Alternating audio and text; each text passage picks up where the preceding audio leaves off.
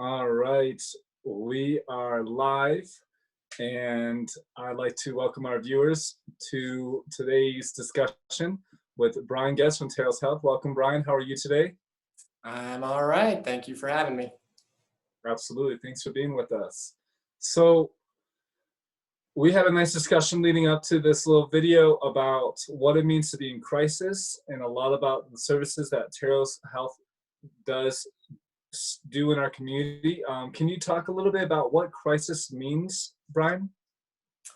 Yeah, so Terros provides mobile crisis services, and something we really want to emphasize to people is that a crisis is really defined by the person. So it doesn't have to be any specific criteria or specific severity. So we can really see and help anybody who's having any sort of increased sadness, loneliness, anxiety, stress, any kind of recent loss, isolation. Any of those things are something that we can help with. We also do see individuals who are experiencing crises related to suicidal thoughts, thoughts of wanting to die, increased psychiatric symptoms like psychosis, hallucinations, and those kinds of things. So we really see a broad spectrum of crises, and it's really specific to the individual. And that's something I've been wanting to emphasize a lot, is that anyone can call to get support. It doesn't have to be specific criteria or specific severity to get that support. In the list you just went through of what crisis means, I think a lot of times when someone hears the word crisis, they think, oh, I'm not in a crisis. But the truth is, we're all kind of juggling our own personal crises all the time. And with the list you just kind of broke out for us of what you define crisis as, I think more than half of those apply to myself. And I'm sure a lot of our community is also feeling that same pressure and stress and anxiety, and we've all lost loved ones, and so what is the difference between someone who's just struggling and someone that should really be reaching out? Yeah, well, I think there's no one that shouldn't reach out. I guess I'll say that. But I think especially people who feel like, either just in that moment or in general in their life, that maybe they don't have other supports, friends, family that they feel like they can talk to about something, or just something that has become overwhelming enough that it's more than they feel like they can deal with, or more than they feel like they can cope with at that time. So yeah, it's really about, in that moment, is there something already in your life that you can use to help you through? And if not, utilizing crisis services is a great option, so that at the very least, it's sort of a safety net that people can use for support if they don't have other people to support them at that time. Turn to. That's huge, because I think a lot of times folks can almost be at capacity with the people that are around them and their loved ones.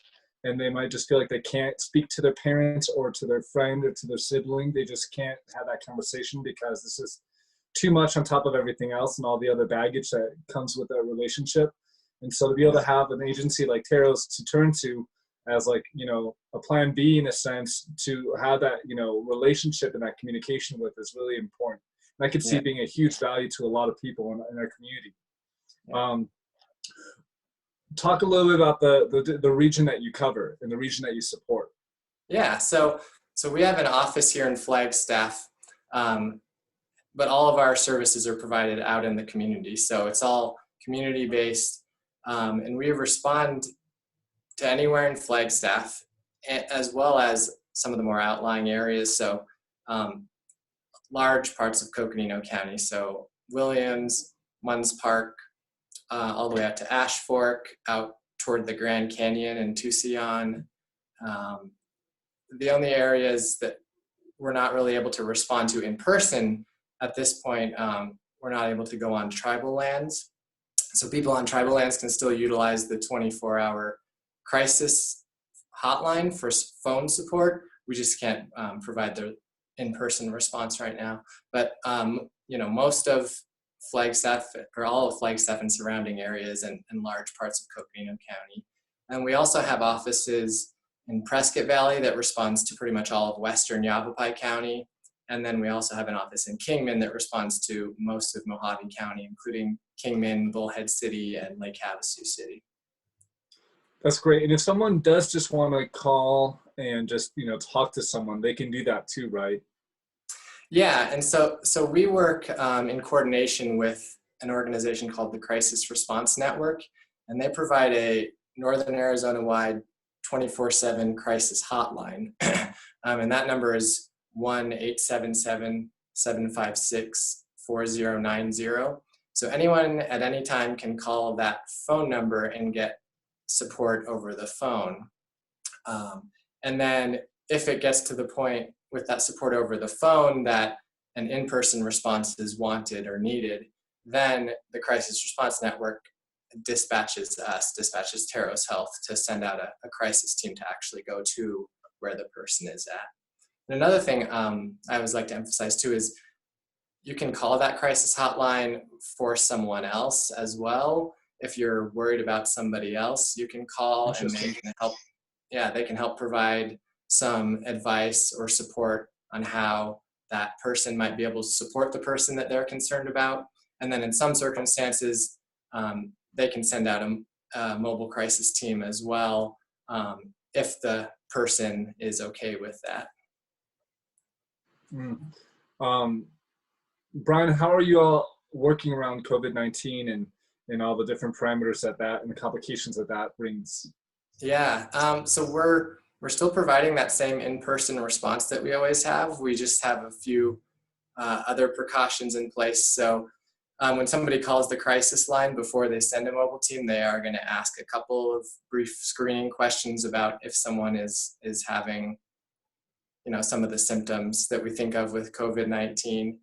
And then when we get there in person, we're probably going to have a mask on, since that's the CDC recommendations right now for anyone going out in public. If you're going to be potentially more than or closer than 6 feet, to have those masks on. So our teams will be wearing those masks for everybody's protection. And then we're doing a lot around our office and in our vehicles to just make sure that we're cleaning everything thoroughly. But otherwise, we want to continue to be there as a support now more than ever. As we're physically isolated, people need that support. So we're there to provide it. That's huge. And maybe just briefly give our audience an overview of the two different major supports that you offer. Yeah, so we do mobile crisis services. That's sort of our primary line of support that we do. So that's, if there's an individual who's experiencing some of those things we've already talked about, we'll send either one or two staff to go see that individual in person, and we'll work with them for however long it takes to, get more information about what's going on, help provide just emotional support and a listening ear. We also will ask a few sort of assessment questions to see if the person is having thoughts of suicide or if they might be a potential harm to themselves or somebody else. So there's some assessment questions involved as well. But really, we want to just work to support and hopefully de-escalate situations. And we also work to put what we call a safety plan in place. And really, that's just sort of in the next 24 to 48 hours, what are some things you can do to help yourself feel better? Who can you call? What can you do? What other resources or supports or services can you reach out to? And then we'll either call or come back again in person over the next couple of days to check in on you. So that's the mobile crisis services, and that's most of what we do. But we do provide another service, which is critical incident, psychological first aid and disaster mental health. And what that is if there's some sort of significant, impactful event that happens. So in the case of maybe an unfortunate death of someone who has a lot of connections or supports in the community, So for example, at a school or something like that, we can go in and provide support to large numbers of people that might have been affected by that. We've also provided support to shelters that have been set up when there's been forest fires where people have had to evacuate their homes. We've sent staff to those shelters just to be there to provide, again, a listening ear and any kind of support we can to people that are being affected. That's great. Bryan, in closing, do you have any closing words of wisdom or any closing comments you'd like to share? Well, I mean, I think, like we've talked about, now more than ever, it's so important to have social connectedness. We talk about social distancing, but that term's sort of unfortunate because it's really physical distancing. We really need that continued social support, and that's what we're here for. So please reach out. There's no wrong reason to call the crisis line. We're here 24 hours a day, 7 days a week. It's free of charge. And so we just want to be here to support everybody as best we can.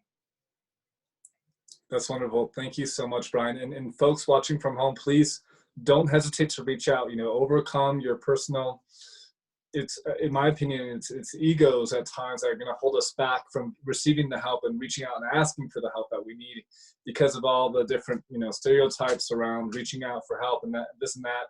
But there's no time for that. You just need to get the help you need to get, and you'll feel a lot better. And you'll be able to show up for your family, for your loved ones, for your work environment, for yourself in such a better way than you were before if you do get help. And so just do it. Call the number, get the help you need to get, and feel better about everything and feel better about life, today. That conversation can really go a long way.